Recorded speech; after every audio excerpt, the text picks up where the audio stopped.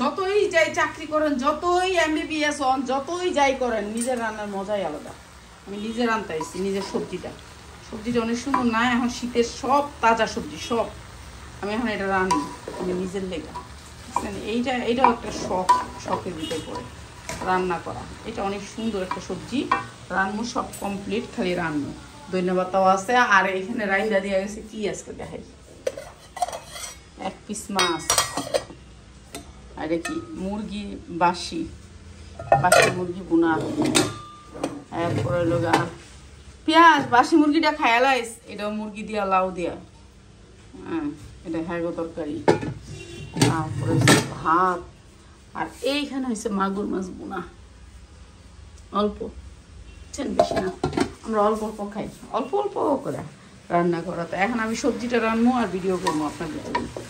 হ্যাঁ ঠিক আছে, সবজিটা এমনভাবে রান্নবো, এত সেন্ট টাইপের এটার ভিতরে বাগা দিব। কিন্তু এই সবজির মধ্যে একটু আপনার পাঁচফোড়ন দিয়ে খাই, খুব ভালো লাগবে এই সবজিটা। এখন শীতের যতগুলো সবজি আছে একটু পাঁচফোড়নের বাগার দিই, পাঁচফোড়নের বাগার দিলে কি অন্যরকম একটা সেন্ট আসে।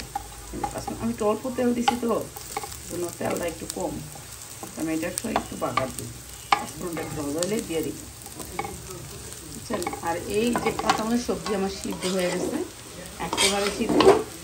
এখন আমি কাঁচামরিচগুলো দিই, কাঁচামরিচ আমি একটু দিইনি, ঝালটা বেশি অ্যাড করিনি, ঝালটা তেলটা বেশি খেতে চান না, এমন অ্যাড করে দিচ্ছি। ঝাল লাগবে একটা একটা করে কামড় দিয়ে খেতে পারবো, এমন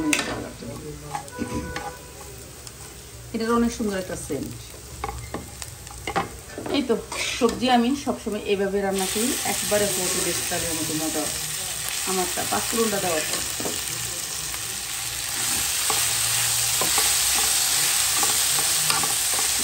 আমার খাওয়া কাজ নেই।